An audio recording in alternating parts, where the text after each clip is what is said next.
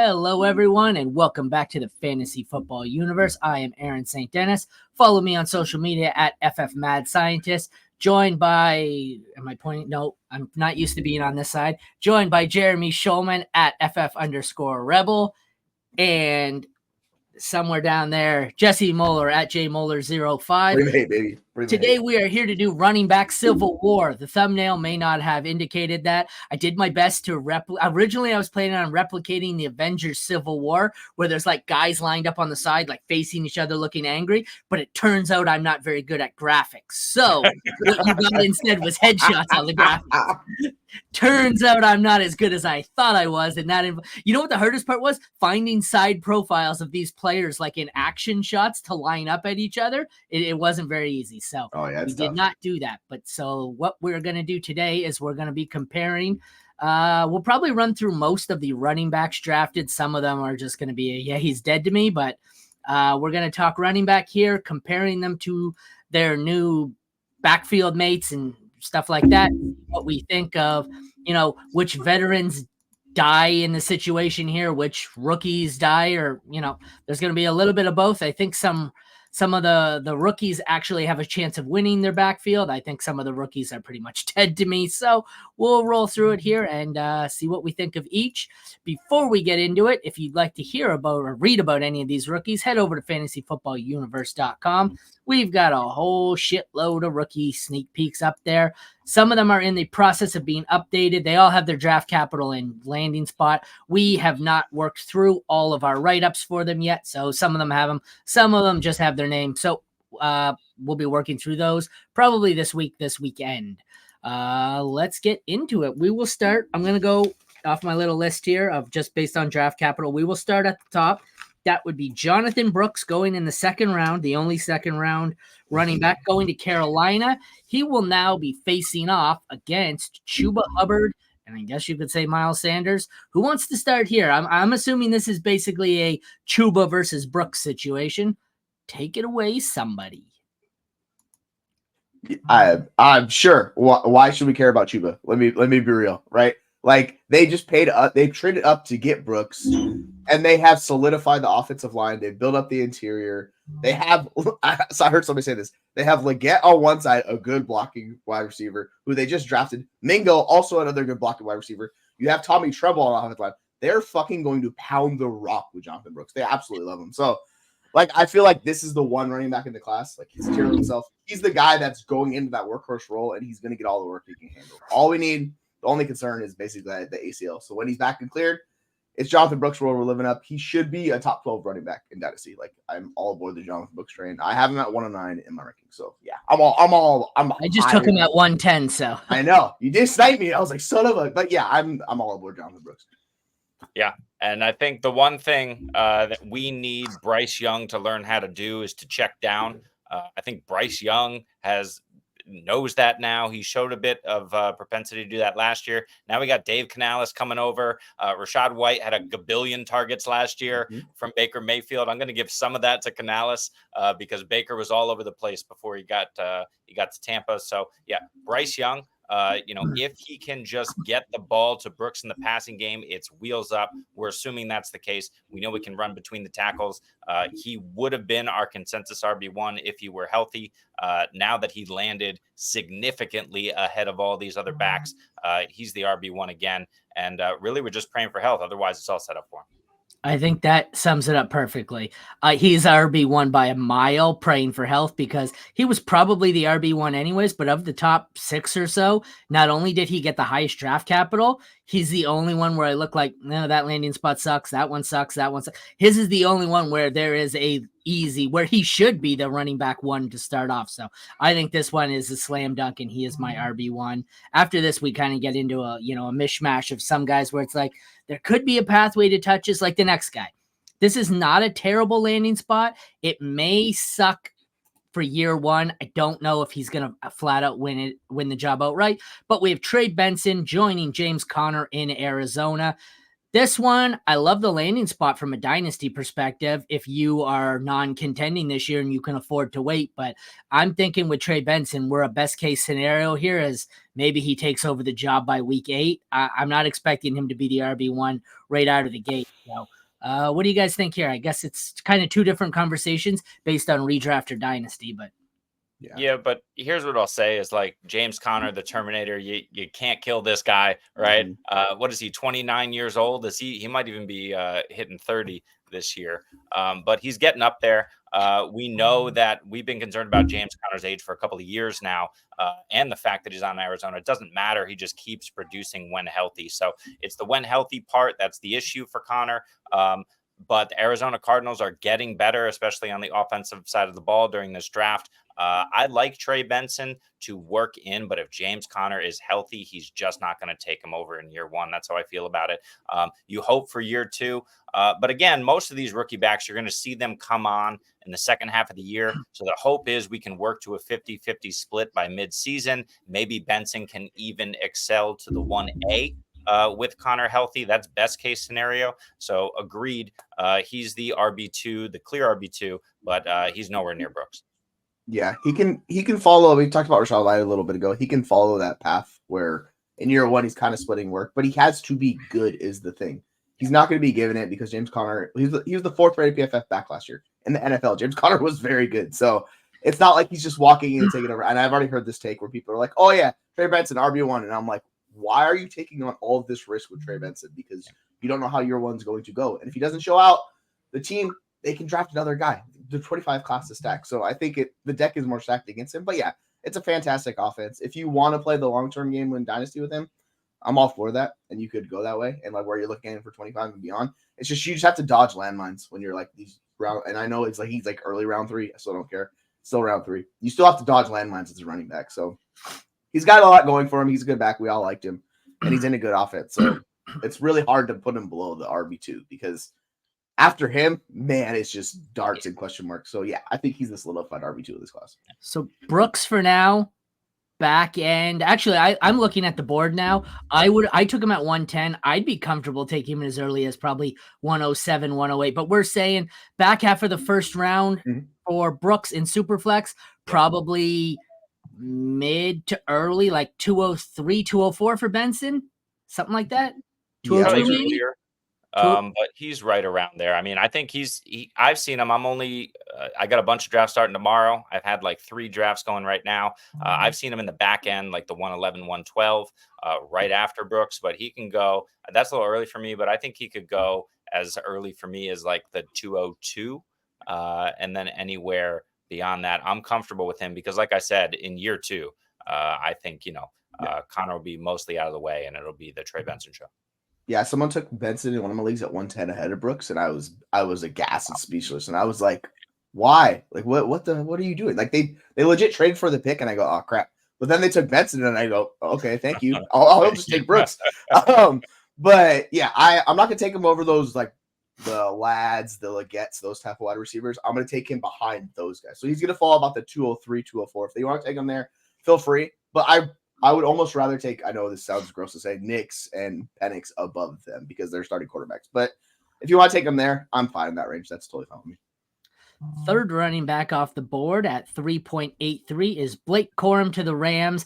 This one scares me. I think this is catastrophic for one of two. Like I don't see these two as a timeshare, but Kyren Williams, this is not what I wanted. I did not want to see them taking the third running back off the board because it scared me all along because my theory was day 3 draft capital means shit and these running backs are disposable. I don't think Kyron's completely disposable, but this is going to cut into his workload. If we even see a situation like last year with the Seahawks where, Zach Charbonnet got a little bit of the work, that was the main strength for Kyren Williams last year.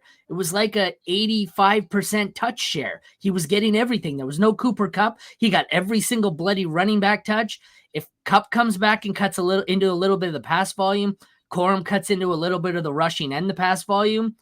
This is why I wasn't taking, and I think I said in one of my Fantasy Pros articles, this is why I wasn't taking Kyren Williams at RB6 overall in Dynasty. He was going at like the 109.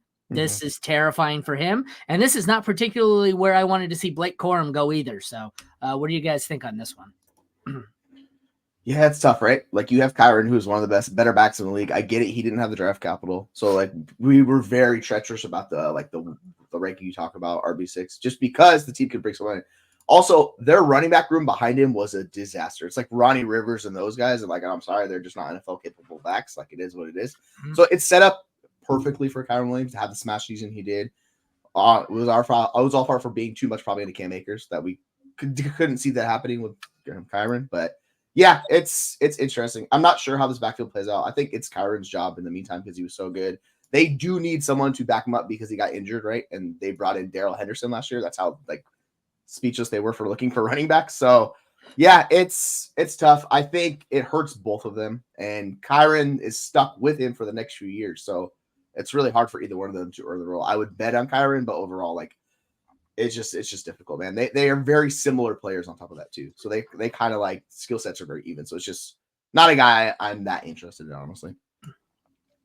Yeah, for the third running back off the board, like I don't really care about Blake Corum.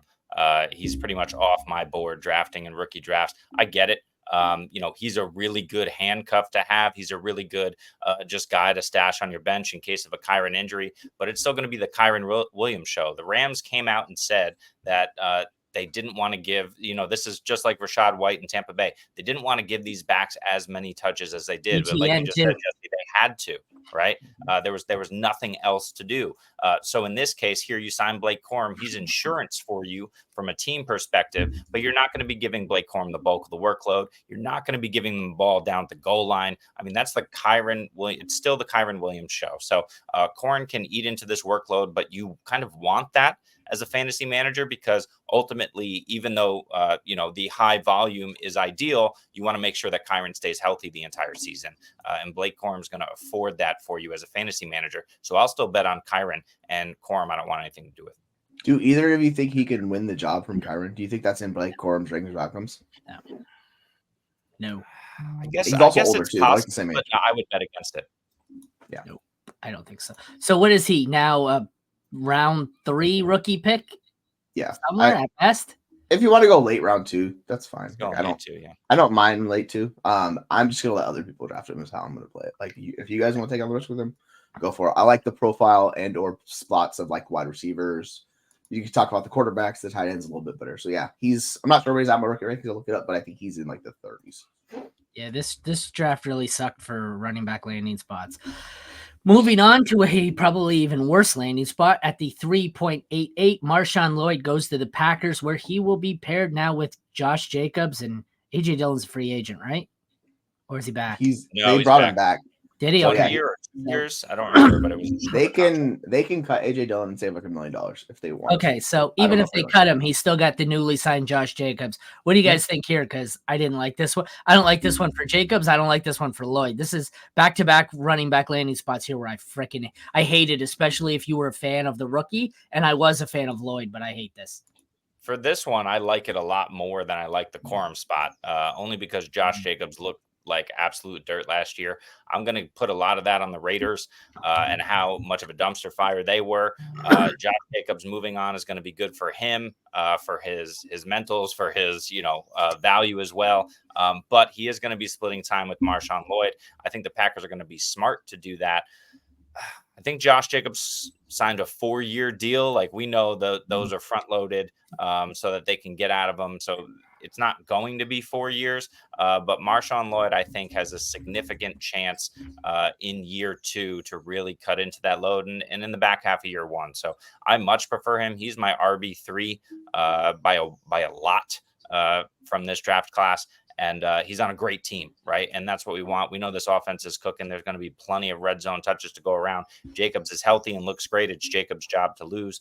But I think Marshawn is going to be there for a while, and he's the future there in Green Bay. And I'm happy to wait on him and take him as my RB3 in rookie drafts. I do like it a little bit more because you could talk yourself into it being a 1-year deal.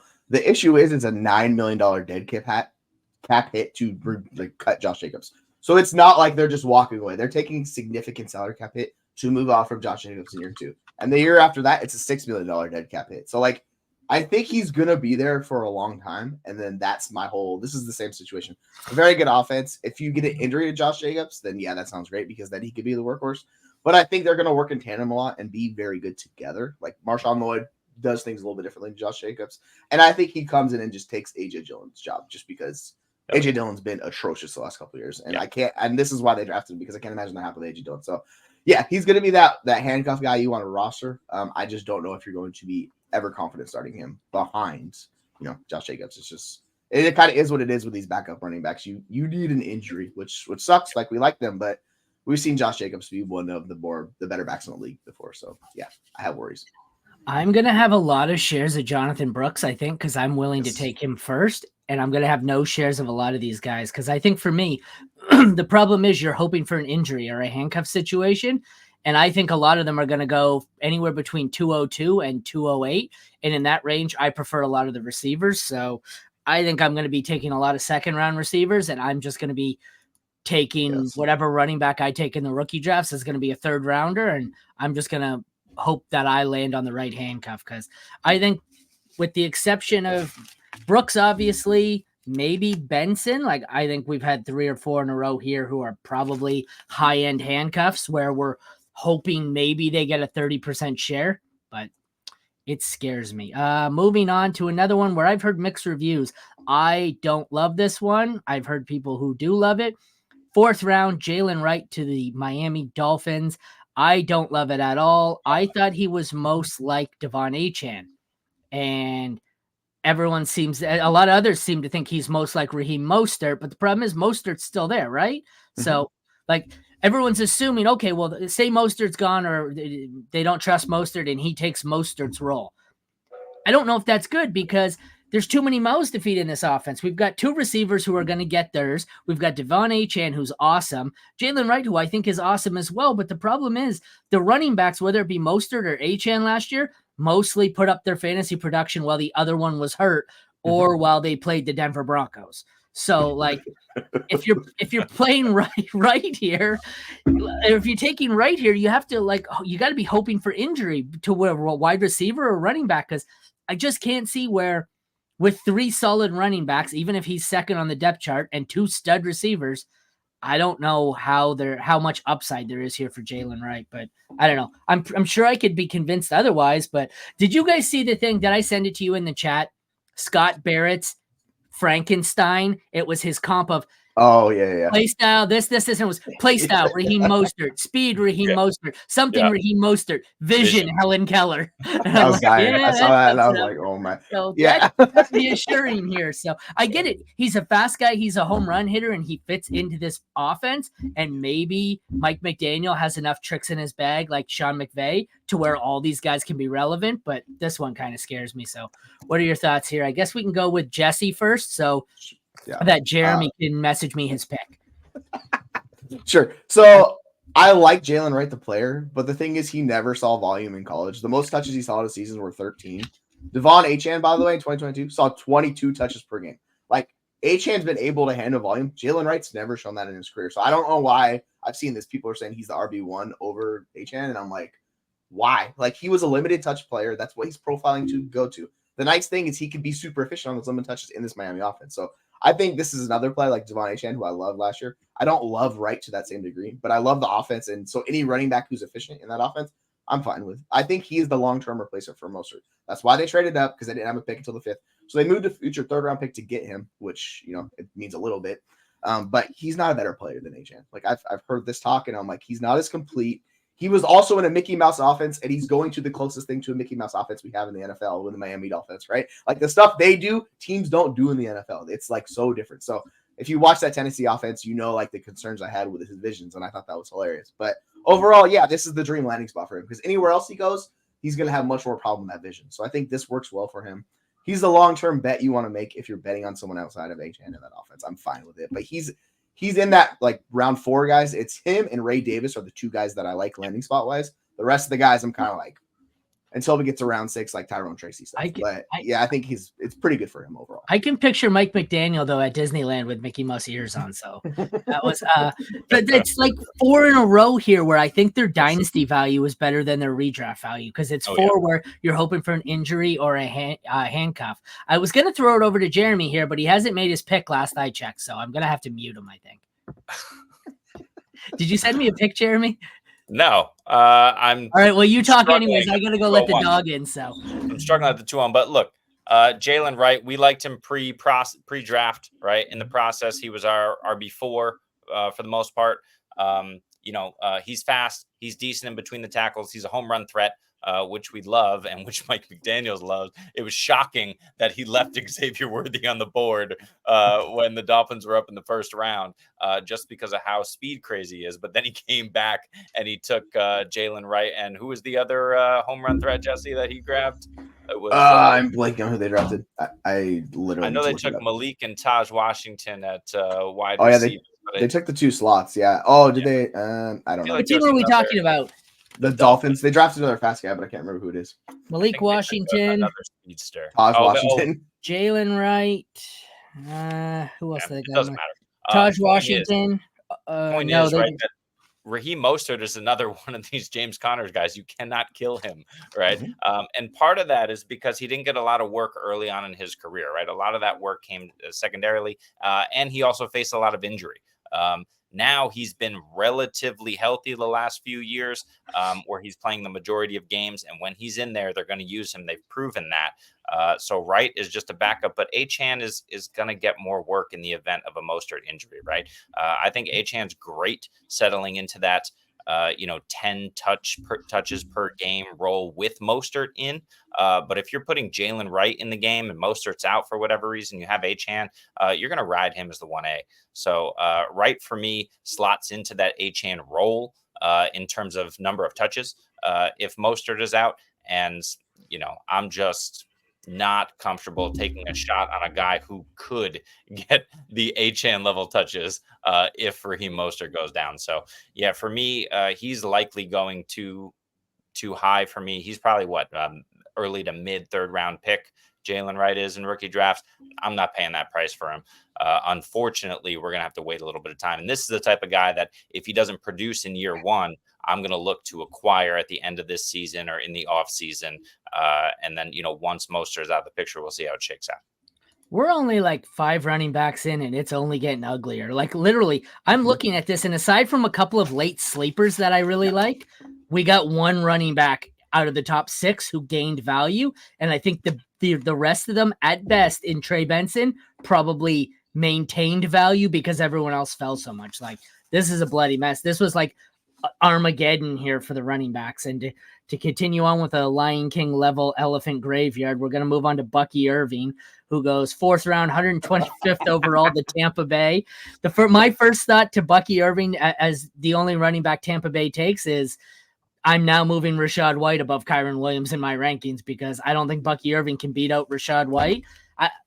You would think they drafted him to be an early downs runner, but I don't know if that's what he necessarily projects to. I know you're someone who knows a lot more about Bucky here, so yeah, I guess we can start with you, Jesse, but I don't love this one. Yeah, it's weird because you want him to have that pass catching role, but the thing is Rachaad White's one of the best pass catchers in the league, so I don't think he's going to take that role, which leaves him into this weird spot where he is a better runner of the football. So I think he is going to be using that role. The issue is, why would you use Bucky Irving at the goal line? Like, that just makes zero sense as a team. Like, you're going to put this tiny running back, and like, I hate to say, he is a small boy, as we talk about. He's not going to get goal line work. Like, you just don't do that because he's too small. So he's going to be a between the 20s rusher. And in that, like, that's the worst type of back you can have in fantasy because you're not getting the high value touches. I mean, maybe he spells them on 3rd down, but it's rough. I heard a couple people pumping him up, and I was like, I get it, like what you're going for, but man, that's just your preconceived notions coming into it. So yeah, it's rough. He legit needs a Rachaad White injury. I think that's the way this plays out. But they didn't really have anybody behind him. They had Sean Tucker. They obviously did not like Sean Tucker. That's why they paid a 4th round pick for him. So yeah, like I think he could be efficient in what he's going to do. But for fantasy wise, I just have a hard time seeing him ever be an impact asset. So he's just going to be a guy I think that ends up clogging rosters for a few years, and it's kind of unfortunate. Okay, so I have I have I have one question and then a funny statement here. I've been shitting on how bad this running back class is, and in our mock, I'm about to take my second running back in 2 straight picks here. But so where does he go? Is he just like, is he a back into the 3rd round now at best, or is he 4th round maybe? I don't even know if he makes the 3rd round. Do you? I mean, I don't know why you would take him in the 2nd. That seems real bullish. If you want to take him in the 3rd round, that's fine because that range of players. But like the 2 guys I'm propping up are the guys I talked about. Like Ray Davis is the other running back I'm putting above because he fills that role kind of alongside James Cook, and he also needs the injury. But the thing is, it kind of is the same thing with both of those guys. I just think he's going to play right away. I'm more sure of his role as being different than James Cook. I'm not sure what they're going to do with Bucky Irving. So that's my whole question mark. I think he's going to be the early down grinder, but I just don't know. So like that's where I'm a little more like concerned. And the offense is just worse. So like there's that. I changed my mind. I went in the 2nd round. I went Bo Nix over Trey Benson, and Jesse, you're up to make your pick. Well, Jeremy breaks this one down here. Yeah, there's nothing really to break down. I mean, I think we talked about all the guys. The only other guy I really even want to talk about is Ray Davis, only because, like Jesse, you just mentioned, I think the role is kind of there for him. With Bucky Irving, I don't see it. I think Sean Tucker hasn't proven anything, but I still think people will. I still think Sean Tucker will have a little bit of a role and have some. Chase Edmonds is still there. I don't think these guys aren't fantasy valuable, but they're still able to take touches. And Bucky Irving's a rookie, right? His draft capital set it all for us. He's a day 3 guy. So, what are we really doing talking about Bucky Irving? For me, it's going to be a year, 2, maybe 3. He'll get some touches, sure, but I don't see it. Blake Watson's actually one of the UDFAs I like. Jeremy, did you say you got to hop off? You only had a half hour? I got a few more minutes. Okay, because I'm going to keep going with Jesse here. Even if you got to hop off, me and Jesse can handle the rest of these 2 a.m. last call beauties here. That's what we've got left. So, I mean, I don't. Vidal was my sleeper here. Yeah, like Vidal the one thing with Vidal is it depends on how healthy Dobbins is. Like if Dobbins is healthy, that is a hard obstacle for him to overcome. Obviously, I don't expect that with Dobbins. So I think he has the most likely path of these late picks. Him and Tracy are the 2 guys by far I'm targeting the most. It's not even close. Like we talk about Estime, I'm not sure how well he fits in that offense with Javonte Angelil. Like he can carve out a role. We talked about this before, right? But yeah, I would much rather just target Tracy. I would much rather target Vidal. Like those late round picks, the guys that you can see potential coming from them. Because like we talk about, Gus Edwards is old. I know they signed him, and then Dobbins is coming off an injury. So it's like, all right, this guy's explosive. Edwards is not that, right? So he comes in, he can play that. If you want to do the Blake Watson thing, sure, as UDFA sneaky, like that's fine. Well, let's not get to those yet. We'll get there. We're skipping way ahead. We still have to deal with Will Shipley, who goes in the 4th round to the Philadelphia Eagles behind newly signed Saquon Barkley. What are your thoughts on this one, guys? Jeremy, you're also back on the clock. No, I just picked. No. What are we doing with Will Shipley? Like, he's fine. He's a pass catcher. He'll have kind of a role, but we've seen what happens with Jalen Hurts in Philadelphia with these Philadelphia pass catching backs. They're super boom bust, but they boom like once, 3 times a season if they're lucky, right? Saquon Barkley is going to run away with this job, as we all kind of expected. Philadelphia showed us that by not really putting much draft capital into the running back position. It just works perfectly for Saquon. It's not going to work for anyone else. And Shipley is, he'll be there. Jalen Hurts will have a look at him, and then he will tuck the ball and run for 40 yards, right? He's not passing it to Will Shipley. He's just not going to have the volume. Yeah, RB2, RB3 if you're including Jalen Hurts, I think. Well, they also have Kenneth Gainwell still on the roster, and he's been a guy that's been taking. Well. Yeah, like he's been a guy that people have liked a long time, and he's been solid at what he does. So like Shipley has to beat him out before we can even get there, right? That's the whole issue. If you don't have a guy on the roster that you're coming into, like Gainwell's an NFL quality back, so like I know we like that, but in that offense, like Jeremy talked about, how's he going to earn targets? Like Saquon Barkley is still a good running back, and like a pass catcher on top of it too. Barkley is a true bell cow. So like it's that on top of it. He also has Gainwell, and they have some of the best skill position players in the league. What the fuck? How is Shipley ever going to earn anything? Like I like Shipley a lot. He was my RB6, but that dude's just dead. Like I'm just like, yeah, no thanks. Like he's gonna be fighting for his life to get anything out of there. He'll be on the roster, but like I don't know. If you could sell him and draft him at any hype, like an injury, absolutely do that. I hate you, Jeremy.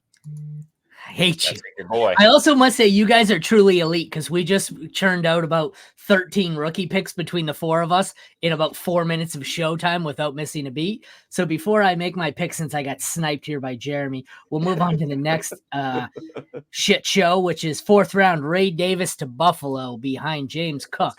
I'm thinking nobody thinks he's this one. I don't think he's going to take the job from James Cook, but I do think Cook could be more of a pass catching back like Rachaad White. And I think Ray Davis could be like the hammer in this. They could have a little thunder and lightning action here. What does everyone think about Ray Davis? I mean, Well, go ahead. I'll take this first because I want Jesse to respond as well. Ooh.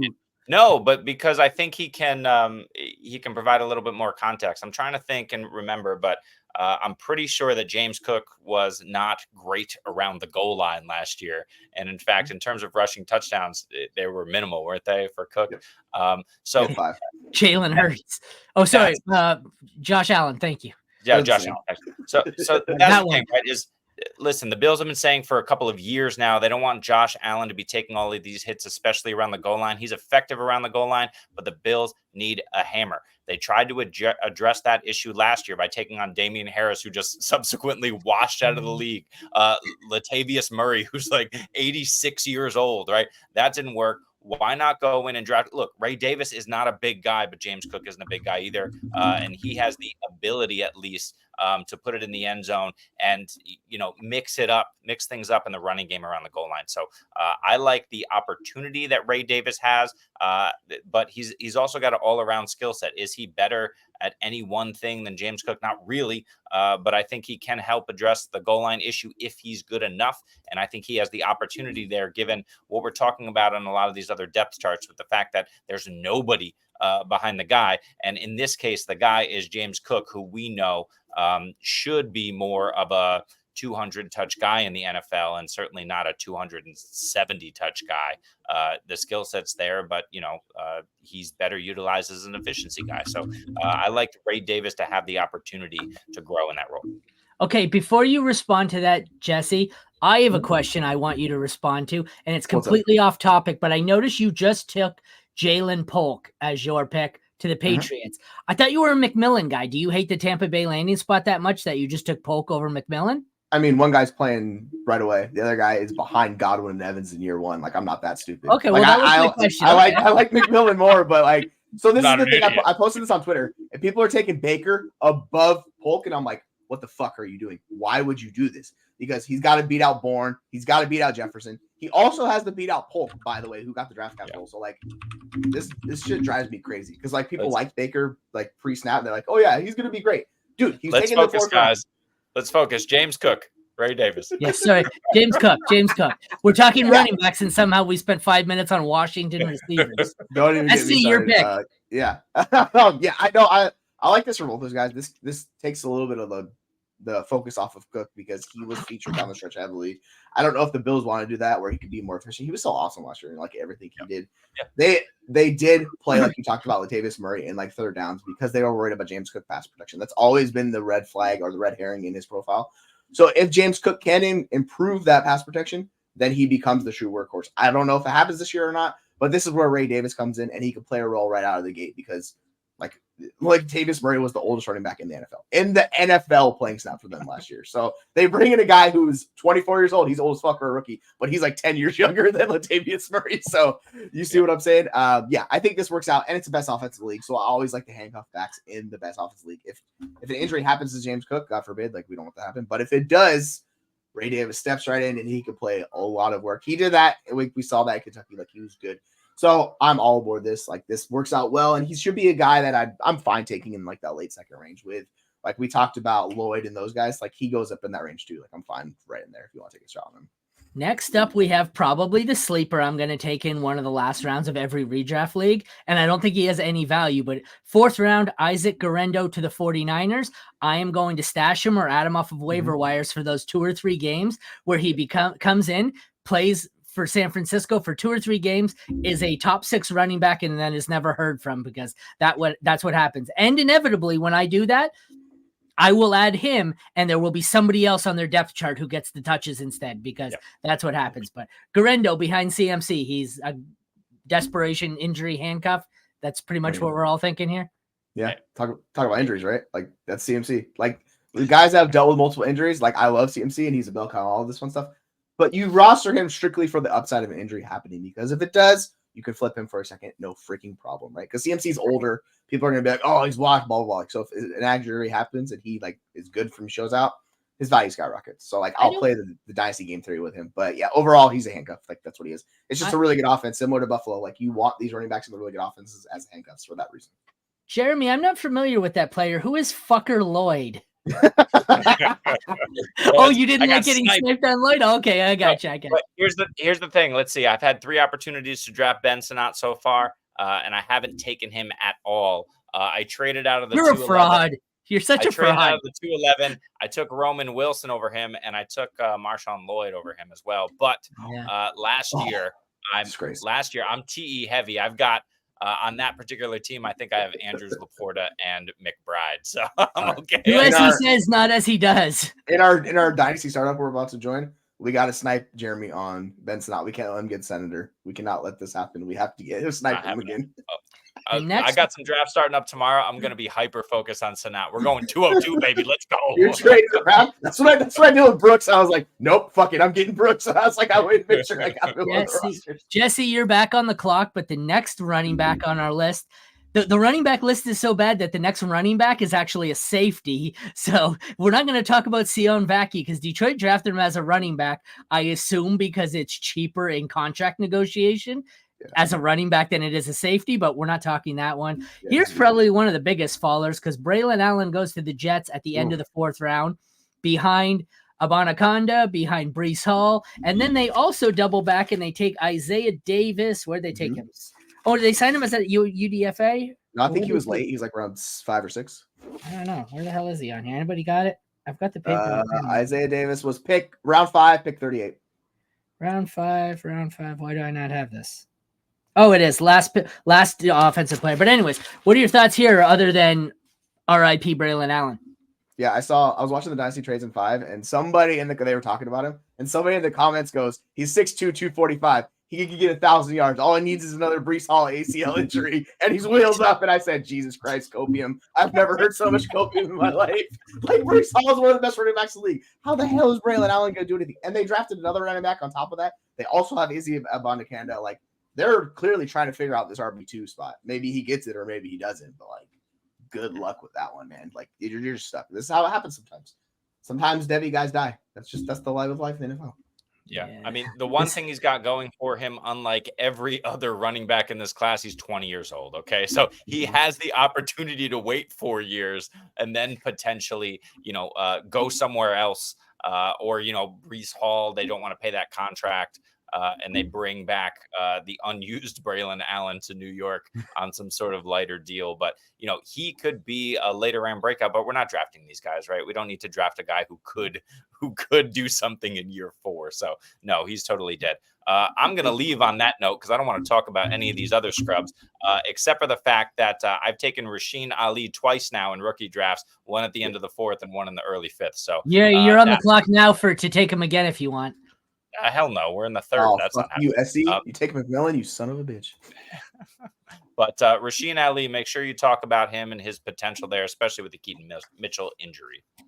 Yeah, I've had him multiple times late. Like, I'm 100% on board with that. Like, it's the guy behind Derrick Henry. Like, Keaton Mitchell's not playing anytime soon. Like, I hate to break it to y'all. And this could spill the end.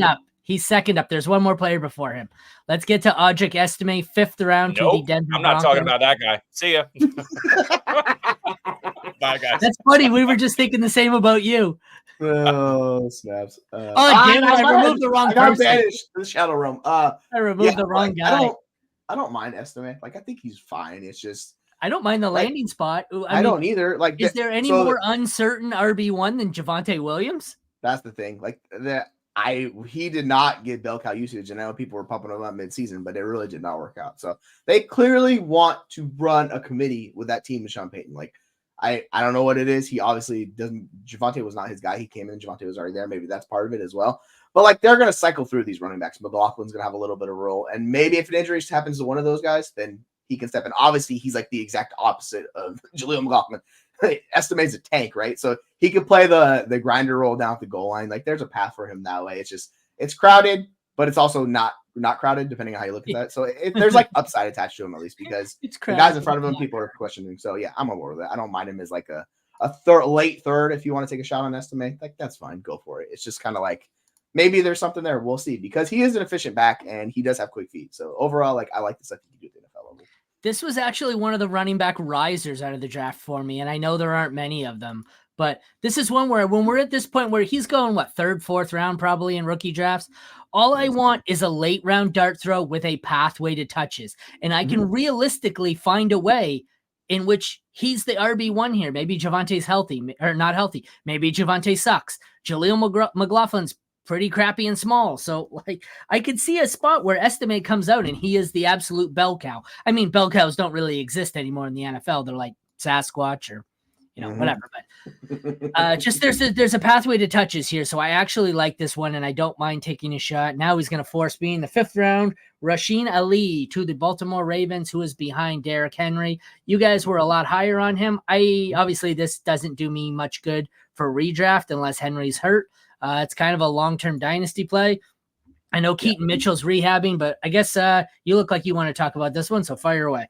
Yeah, I think this is one of the better landing spots you can get because if you're trying to find a Derrick Henry guy, like he's similar to what Derrick Henry did. Obviously, he's not Derrick Henry. No one's saying he's Derrick Henry, but he can fit in that offense well and be an efficient back. Like I think of Gus Edwards, that's what I think of Rasheen Ali. Like I think he's going to play that role for them where they're going to take a little bit of the work off of Henry. No, they're not going to give him 30 touches a game. Like they're not doing that stuff. He is aging, so they want to keep him fresh, right?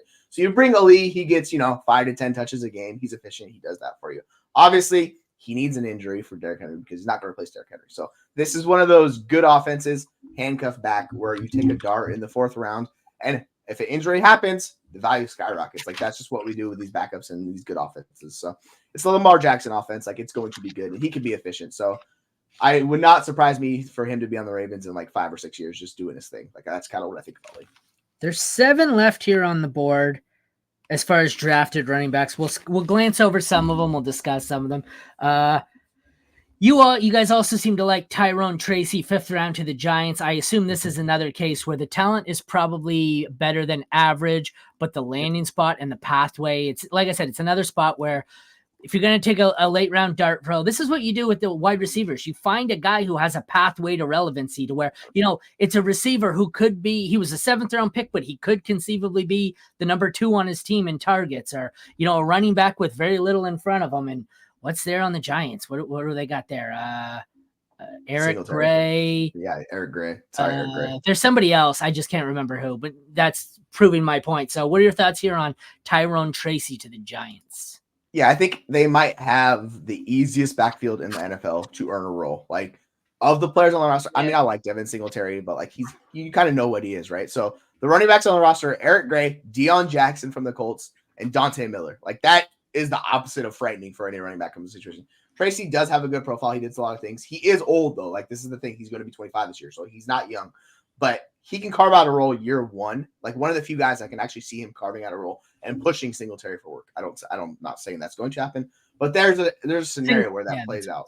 Like that's kind of what I'm telling you. So taking a dart on him late in the 4th round, like I'd take him in the 3rd, but I think you can confidently get him in the 4th because most people don't know piss about this guy. So you get him in the 4th round, and if he shows out in preseason, you could all say sell for more. Like there's similar, like we talk about Vidal. It's the same type of situation with the Chargers. Like you want a guy that you can see pathways touches, and I think he has one of the better pathways to touches outside of like Brooks. We are finally set on a draft pick order in the FFU Dynasty Startup. And Jalen Wright in our Dynasty here slipping to me at the 306, and I don't even know if I still want to take him. I love the speed, but I kind of think I want to take Ray Davis here over him. Yeah, you can go for it if you want. I also think I want to take Audric Estime over him. I don't think I'm taking Estime over him just because Ray Davis I guess it depends how you feel about Bo Nix on offense, but I took Ray. Well, I think I drafted Bo Nix already in this draft, so that tells him up, baby. Okay, so the next one on our list is probably the first one we're really going to glance over. I was not in on him at all. He got a decent landing spot because they say they want to take some off of Travis Etienne's plate, but in the 5th round, 167 overall, Keelan Robinson goes to the Jags. Do you have any thoughts there, or do you want to just move on? I mean, yeah. Estime. ETN is a first round pick. He's been very good back. He struggled last year, but he's not giving up the job. So this is the guy that is going to be there for, I think, 2 more years before his first round thing ends. So if you want to play the waiting game, sure, but he's a backup and he needs an injury. So like that's the case with him because Tank Bigsby sucks. Dearness Johnson was Dearness Johnson outperformed Tank Bigsby last year. So that shows you what they are looking for. So he can get the RB2 job in that team if he's good. I just don't know if he's going to be good because I don't know enough about Caleb Robinson. But there's potential. So yeah, 4th round, 5th round, sure. Like I'm fine with it. Next up, we have an intriguing one. Last offensive player, fantasy relevant player in the 5th round at 173 to the Jets, Isaiah Davis, who you said people were now taking over Braylon Allen. I don't know if I'm going that high. I don't really want either of them. I think the only running back I want on this roster is Breece. It seems like every year they have 5 or 6 running backs on their team. And by mid-season, they're down to 2 again. And then they draft and sign 3 or 4 more. And then they're down to 2 again. And it's like, I want Breece Hall, and I don't really want any. Like, don't get me wrong. I think Abanaconda has talent. I think Davis has talent. I think Braylon Allen has talent. I don't want any of them unless they're named Breece Hall. The Izzy stuff was ridiculous. Taxi like people talk about it last year. Wait, what's up? I said aside from a taxi squad stash, I don't really want any of these guys. Yeah, like he's coming from a small school, so it's really hard. And we did this last year with the guy with the Vikings, who I can't remember. But basically, he was a nothing burger, went late. Everybody's like, "Oh yeah, he's a tackle breaking machine." He didn't see the field.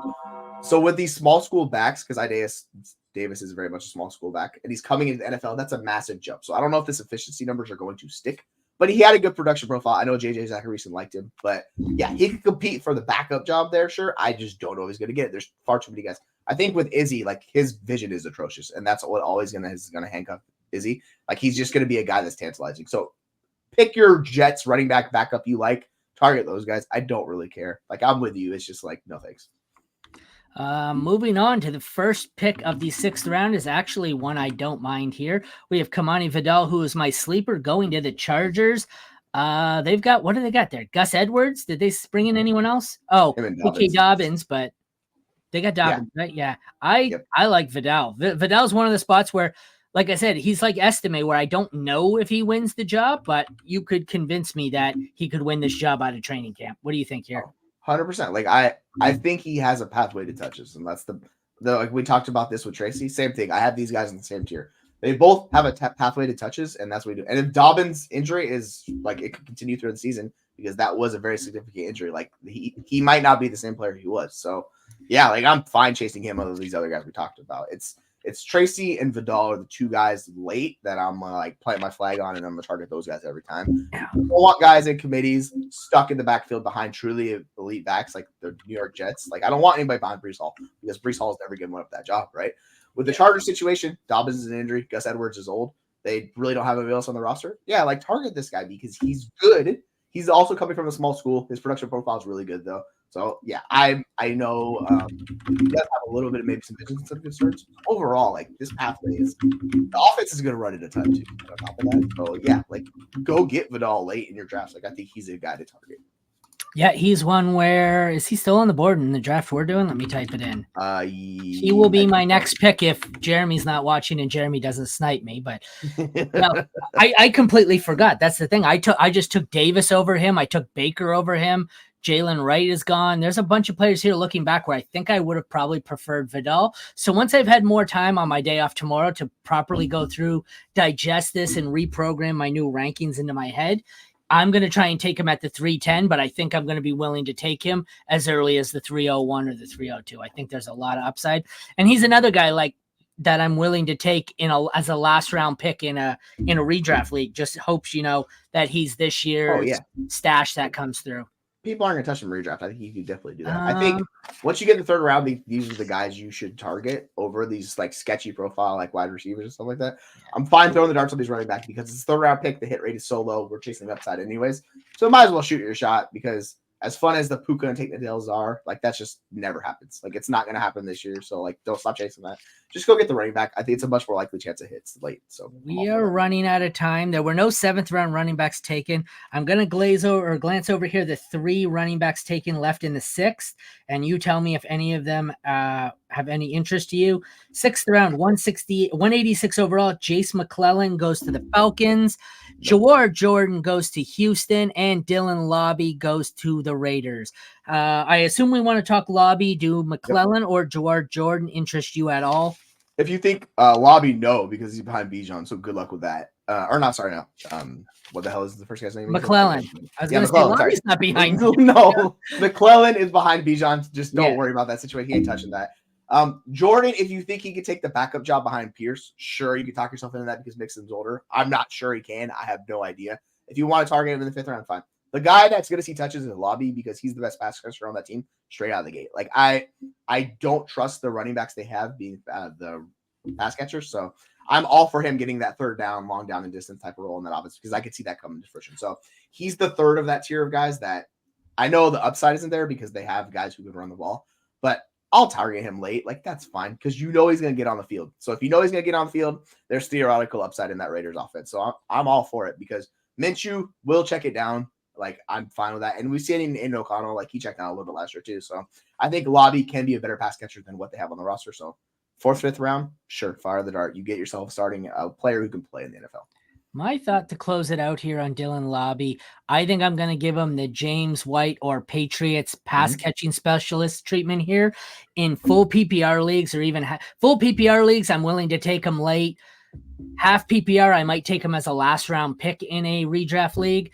Non PPR, like I literally think he's got your James White Patriots upside here. He will come in. He will have lots of value. There's a handful of other Patriots running backs that have fallen out of my brain here because they've all since retired. But the ones that go 9th round in redraft every year in full PPR and go undrafted in half PPR because all they do is they come in, they'll catch 60 passes. I don't necessarily think he'll do that, but that's going to be his only pathway to success here. I guess it's not a range that he could beat out Zamir White, but I think Zamir White's a better running back. So yeah, I think Zamir White showed last year that they very much trust him in that offense. That's probably why they went and targeted Lobby late in the draft because they like what he does. They just don't think he's the best pass catcher in the world. I know his stats look like they're okay. He's not a good pass catcher. That's not what he does. He is the true check down guy. He's not going to be pushing downfield. Lobby can actually run routes downfield. He could do more. So he expands their offense in a different way. So I think I can see him stepping in that 3rd down role. Who's the Bengal that the Bengals used to have one of these guys? Oh, Gio Bernard. Thank you. That's what I see this as. Yeah. Gio Bernard. Okay. Yep. James White type. Perfect. See, if Lobby gives you any career, anything close to that, that's a smash pick late in drafts like that. You could take that to make. Absolutely. Well, that concludes our running back civil war, kind of breaking down some of the new and old guys in their backfields. Check back in tomorrow. I think we're going to start with a new series of, let's see what the comment is here.